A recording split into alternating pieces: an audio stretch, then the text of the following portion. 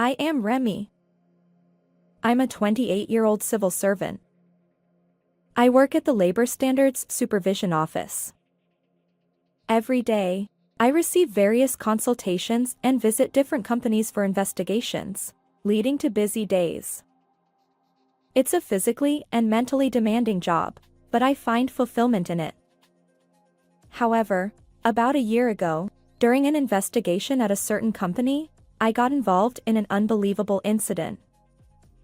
This event was triggered by a consultation from a female temp worker at that company. What I'm about to share is a real-life nightmare that happened to me. The person who came for consultation was a female temp worker in her early 30s. She seemed deeply troubled. Her complexion was pale, and she appeared extremely fatigued. Tearfully, she explained that she was being mistreated at her temp assignment company. Upon further discussion, it became clear that the 50-something manager, who was her workplace superior, had a tyrannical personality. He engaged in insidious harassment against employees he disliked, particularly targeting non-regular workers like temps and part-timers. His verbal abuse was routine, and he treated these employees as if they weren't even human. He'd say things like, "Temps are like livestock," or "they're just brainless bottom feeders," and would assign tasks beyond their contract obligations, even forcing overtime. Oddly enough, despite being the one who exploited others, the manager himself was often absent. He'd casually announce in the morning that he was going out for fieldwork and then disappear until evening, leaving everyone waiting. Witnesses reported seeing him napping in his car or engaging in leisure activities during work hours. When he finally returned to the office, he'd instructed subordinates to work overtime while he left promptly at regular hours. What's more, despite holding the position of manager, he was remarkably incompetent. He frequently made mistakes, yet never acknowledged them. Instead, he blamed his subordinates for his errors, maintaining a nonchalant demeanor. Many employees had left the company due to their inability to tolerate this abusive boss. New graduates barely lasted a year, and temp workers quit almost immediately. The workplace perpetually suffered from understaffing. Upon hearing her story, I wondered why no one had reported such an egregious boss to the company's higher-ups before quitting. If he were merely subtly harassing people behind the scenes, that would be one thing, but his behavior was blatant workplace bullying. Despite this, he remained in his managerial position without any consequences, which baffled me. According to the female temp worker, the manager would threaten departing employees. "If you dare report me to the CEO or the temp agency, I'll spread nasty rumors about you among all the industry peers I know." Indeed, when faced with such threats, even innocent employees who haven't done anything wrong might become fearful. The cunning manager is capable of anything against those who oppose him. He could spread baseless rumors, ensuring they never find employment again. That's why the manager's misdeeds remain hidden indefinitely. Everyone suffers in silence. I've reached my limit too. The woman tearfully confided. A few days after receiving this consultation, I visited the temp workers' company. This time, it was an unannounced inspection, what we call a surprise investigation. Given the nature of the complaint, which hinted at illegal long working hours and overtime, I was curious about the manager himself. Soon, I would personally witness just how wicked he truly was. Upon arriving at the company, I was surprised. Expecting a gloomy workplace due to the terrible boss, I found the opposite. The building was new, the office had a bright atmosphere, and there was even a spacious employee cafeteria. After admiring the workplace, I headed to the reception desk to introduce myself as a labor standards inspector. The receptionist promptly called the HR department, but unfortunately, the responsible person was busy with other visitors. So, I waited near the cafeteria menu, hoping the HR representative would arrive soon. After a few minutes, a middle-aged man approached me. Initially, I thought he might be from HR, but he seemed more interested in entering the cafeteria. I stepped aside to avoid blocking his way, but then he unexpectedly stopped right in front of me. His gaze scrutinized my face, and he asked, Who are you? Haven't seen your face before. Are you a new temp worker? I reached for my business card to introduce myself, but before I could, he blurted out, It's quite audacious for a temp like you to use the employee cafeteria. It dawned on me. I was still in my 20s, and my appearance could easily be mistaken for that of a temp worker. But then, I realized something crucial.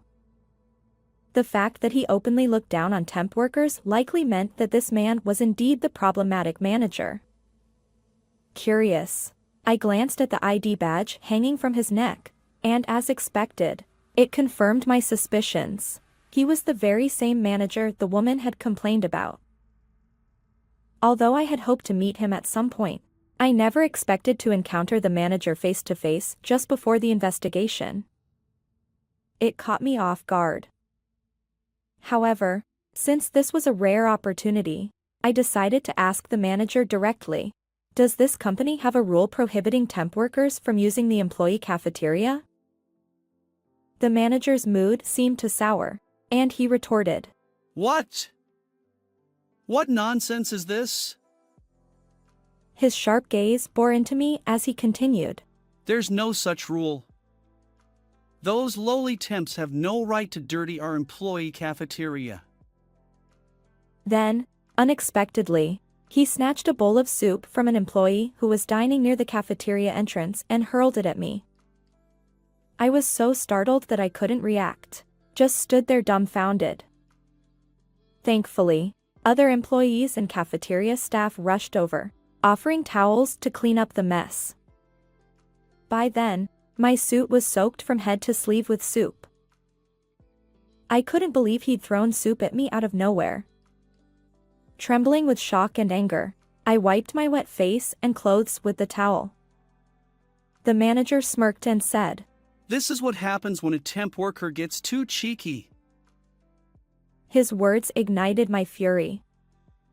Regardless of the misunderstanding, mistreating temp workers who shared the same workplace was unacceptable. I thought to myself, Enough is enough. I won't hold back anymore. As I waited for the HR representative, oblivious to my true identity, the manager continued his condescending remarks. Why would temps need break time anyway? They're like livestock. Working all day is good enough for them. That's when I confronted him. Did you know that labor laws apply to temp workers too? The manager scoffed. Ha! Who cares about those petty laws? He leaned in, still unaware of my role, and challenged me. You wouldn't dare report me to labor standards, would you? Even as a temp? With a calm voice, I replied, You're mistaken. I'm here to enforce those very laws. What do you mean, report?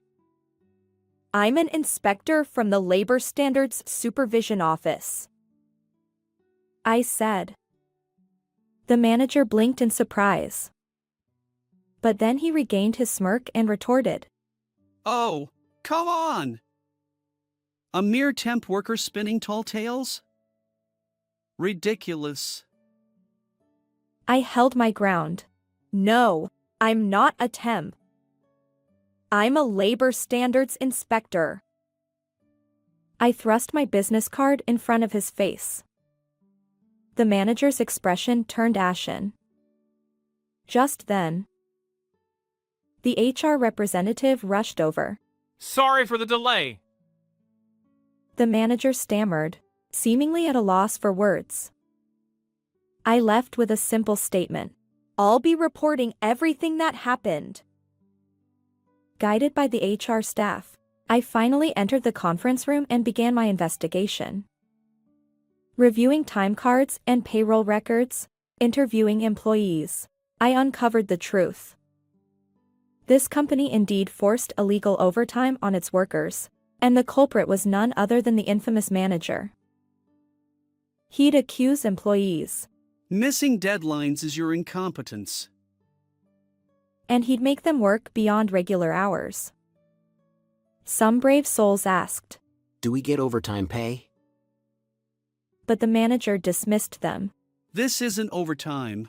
It's your incompetence. Then he'd leave promptly, avoiding any paper trail.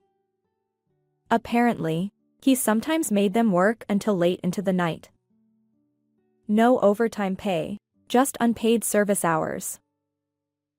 And the temp workers suffered, denied proper breaks, burdened with extra tasks beyond their job descriptions. Even the employee cafeteria, meant for everyone, became off-limits due to the manager's harassment. So, they ate at their desks, interrupted by the manager's relentless demands. Of course, the temps grumbled about the manager's behavior, but he'd threaten. Cross me, and I'll terminate your contract. Most quit voluntarily, unable to bear it. And the most absurd part? The company's top executive, the president, was blissfully unaware. The news that someone from the Labor Standards Supervision Office was coming must have caused quite a stir. The president joined the meeting midway, allowing me to hear the conversation directly. The president had entrusted the fieldwork to the manager, believing in his competence. Perhaps the manager excelled at ingratiating himself with superiors. Shockingly, the manager had even discussed a promotion. Although that's certainly off the table now due to recent events, he had exploited the president's trust to mistreat employees for a long time. How many people had suffered due to the manager's actions? It's hard to fathom. But today marks the end of his unchecked behavior. I made it clear that we must thoroughly rectify the illegal practices. After concluding the day's investigation, I informed the coordinator that I'd be in touch later. Over the years, I've encountered various companies, but few bosses have been as despicable as this manager. With a sigh, I headed toward the company entrance. However, just as I approached the automatic doors, something unexpected happened. The manager, drenched in sweat, chased after me. I had no desire to see his face again, but he blocked my way, insisting. My sincere apologies for earlier. I stepped back, and other employees glanced our way. The manager continued, unfazed. I had no idea you were from the Labor Standards Supervision Office. I deeply regret my rude behavior. His trembling voice and sudden change in demeanor left me dumbfounded. Only moments ago, he'd looked down on me as a temp worker. Now, he groveled, trying to appease me. Perhaps he finally recognized his incompetence and maintained his self-esteem by belittling those in weaker positions. I responded coldly. It's too late for apologies now. Expect strict guidance soon. Please cooperate accordingly. The manager stammered. But... Undeterred, I added. And incidentally, I'll be filing a formal complaint. His eyes widened. a complaint? I explained. Your actions qualify as assault under the law. You intentionally scalded me with soup. Whether I'm a temp or a labor standards inspector, such behavior is unacceptable. The mention of the assault left the manager trembling. He pleaded. Please, spare me from involving the police. Despite his pale face and repeated apologizing, I remained unyielding. You've tormented countless people by abusing your position. reflect on your actions, and make amends. With that, I left him behind, heading out of the company. Upon returning for further investigation, I learned that the manager had already resigned. Apparently, his numerous transgressions, forcing overtime, among others, had led to demotion, but not dismissal. Desperate to cling to the company, he'd realized he had nowhere else to go. However, my complaint led to his arrest. Although he received probation, he couldn't stay at the company any longer. Reluctantly, he submitted his resignation. Attempting to find new employment, he faced rejection due to his age and criminal record. Now, he works as a temp laborer in a factory, barely scraping by. The irony isn't lost on me. The manager, who once looked down on temps, likely faces a younger boss's wrath now. Meanwhile, the company has improved working conditions, paid overdue overtime, and fostered a vibrant atmosphere for both regular and temp employees. Despite the unexpected trouble, knowing that more people are smiling at work brings me relief. I'll continue giving my best in this job. How did you like this story? If you enjoyed it, consider subscribing to our channel. Until next time.